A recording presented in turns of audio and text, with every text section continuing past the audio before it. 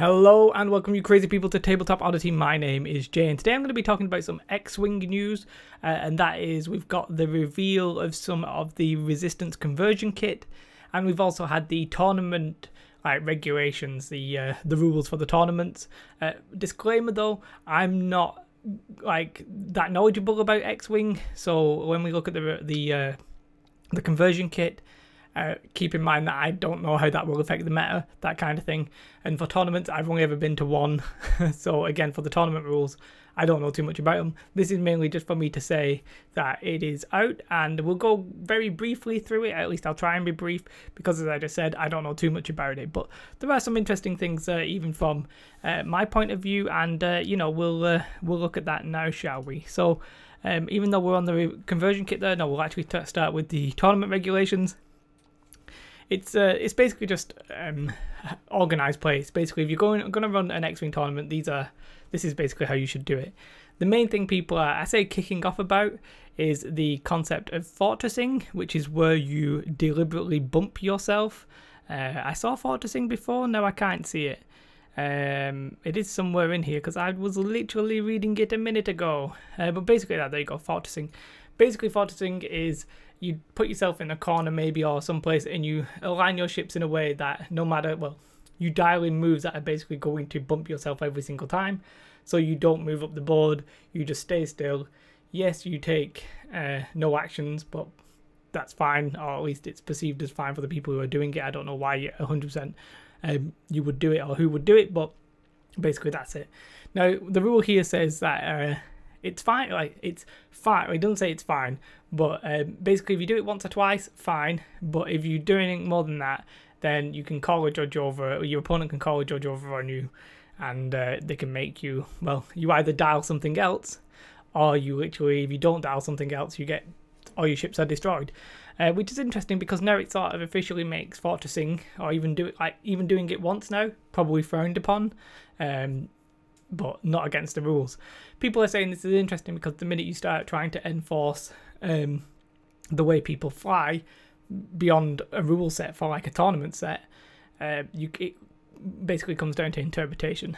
I think in this one it's fairly clear that it's basically don't do it, but some people aren't happy with it. I have no real opinion on it either way. But if you want to check out those rules, yeah, the organised play rules, basically the tournament rules, are out. Now, there is obviously a new thing they were doing for Legion, which I think is new for X-Wing.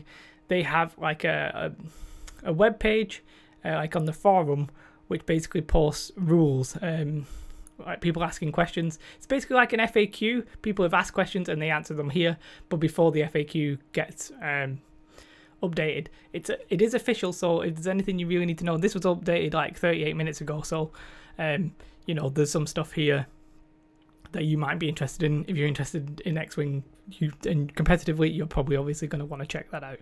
So really that's it when it comes to the organised play stuff. Now we're going to have a look through the conversion kit, but not really because I don't think it really reveals everything, but we'll just go through like every card that is revealed. Well, there's some stuff there that you might be interested in. As I said, I don't know how this is going to impact the meta, but what we'll do is we'll quickly go through each, well, I was going to go through each thing we were given. There we go, that's what I wanted, because this is just an easier way to go through all the cards rather than go through all the stories. We've got C3PO, which I saw somebody post a meme on Facebook talking about. You might not recognize me with my red coordinate, but it's, I mean, yeah, I guess that because it gives you the red coordinate action either way, but like yeah, it lets you calculate if you want that, fine. I'm not going to read through every single one of these. There are 9. Han Solo's pretty interesting. Somebody said it's pretty much like anti-swarm, because after you perform an evade action, you gain additional evade tokens equals to the number of enemy ships at range 1. And if we just have a look at the picture, which is here, so in this case you get your initial evade, then you get 2 because these 2 TIE fighters here are at range 1. So somebody was like, that's anti-swarm because you can just sort of fly right in front of them and take an evade, and you're going to be quite hard to kill, aren't you? So yep, that's fine. I actually understand that and why that might be useful, which is always a good sign. I'm sure there's somebody who's like, nah, but Jason, you should use it for this, and you're probably right. This is interesting. Like, you lose 1 At setup, you lose 1 charge token, then after a friendly ship at range 0 to 3 is dealt 1 damage card, you recover 1, and then while you perform an attack, you may spend 2 of them to change 1 focus result to a crit. Yeah, I mean, I don't know how I feel about that. I don't know what I'll do to the meta or anything. There's probably decent combos there, but yeah, fair enough, I understand. Finn is a really interesting one, because at first glance I was like, why is this useful? Then I realised you can reroll stuff, and it does actually say it can be rerolled. While you defend or perform a primary attack, if the enemy ship is in your front arc, you may add 1 blank result to your roll, and then you can use something else to reroll it, which apparently combos nicely with Rose Tico. I don't know how you say her last name, can't remember it from the film. While you defend or perform an attack, you may spend 1 of your results to acquire a lock on the enemy ship. Now, it does confirm in the picture here, basically this can be a blank result. So you can add the blank result from Finn, and then you can spend it to get a target lock.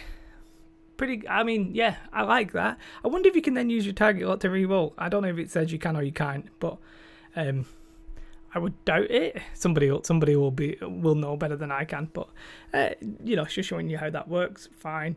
I think they deliberately combo together. I really don't want them to combo together in the new film. Like, it just felt very weird considering Finn was like with Rey in the first one and they were just kept apart, but that's just me.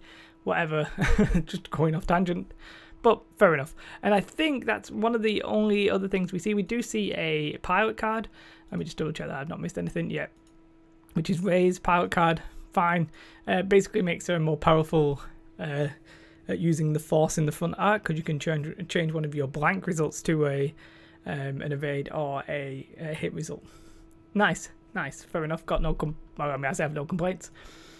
It seems fine. And she also has an upgrade. She can have the Rey's Millennium Falcon, which makes it a bit more maneuverable. If you've got 2 or fewer stress tokens, you can perform a red signals loop, or you can even perform a barrel. And I think the rotate your arc thing, which I'm not actually sure what it's called. But to be fair, I hadn't seen R2. I read all of this article and I didn't go through them. But yeah, you know, while you defend, you may spend your lock on the attacker to reroll any number of defense dice. Fine. It's just like, so you do a target lock in reverse, I guess. Paige, I didn't see Paige either. Jesus, I didn't do my prep properly. Ooh, sorry about that. After you perform a primary attack, you may drop 1 bomb or rotate your arc. After you are destroyed, you may drop 1 bomb. Fine, I understand that. Seems useful. So that's it. I mean, the most interesting part to me is that this is coming out at the end of 4th quarter 2018, which I think we already knew. But I thought, you know, I'm trying to get into X-Wing. It's a bit weird to cover news about a game I don't really know about, but if I just keep doing my disclaimer, hopefully I'll eventually understand how things are impacting other things. But for now, I'm not there. Hopefully you're just happy to see the news. If you want to see somebody go a bit more in depth, then you'll obviously want probably like Hurry Nick or Crabok. I think he's already done a video on the tournament rules. For me, the fortressing is the most important, interesting thing in there, but I would say go check him out if you want to see if there's anything else, or probably ideally is read it for yourself. You know, which sort of would negate the purpose of this video, but you know, whatever, there we are. If you like this video, do like. If you're not already subscribed, please do. I will get better at X-Wing, so these videos will become a little bit more knowledgeable, and I'll be able to actually give hopefully a better insight. I'm not there yet. I just want to tell you that these things are out. If you're interested in it and you want to have a nosy at the pictures and stuff, go do it. Hopefully you don't mind that. I'm not claiming to be you know, X-Wing's best player or anything. Yeah, as I said, like and subscribe. Thank you to all my Patreons, I do really appreciate that. If you want to check out the link, there'll be a link here maybe, I'm not 100% sure where. Have a most beautiful day, and goodbye. Bye.